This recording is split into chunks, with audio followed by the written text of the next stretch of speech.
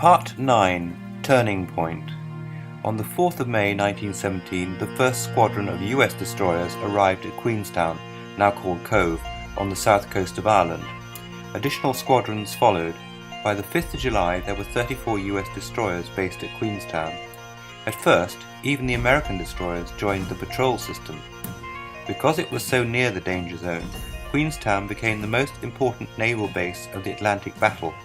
But until the US destroyers arrived, the only warships there were auxiliary vessels such as drifters and Flower-class sloops.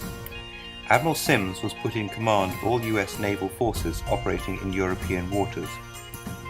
Additional escorts.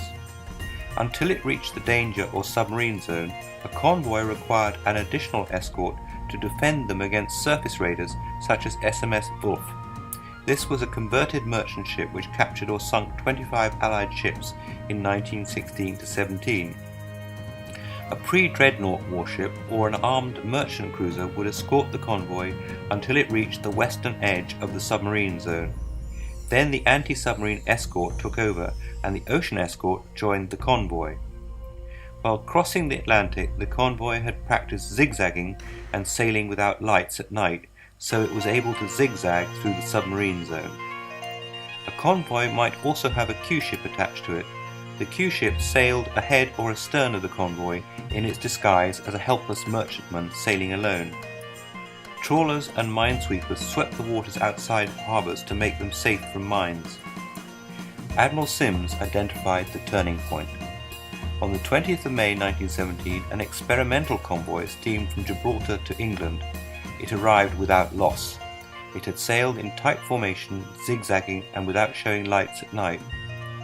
The experimental convoy convinced both the Admiralty and the merchant ship captains, who became proud of their own seamanship. It was immediately followed by others which arrived safely, one from Hampton Roads and another from Scandinavia. On the 21st of May, the Admiralty adopted the convoy for all merchant shipping. Sims.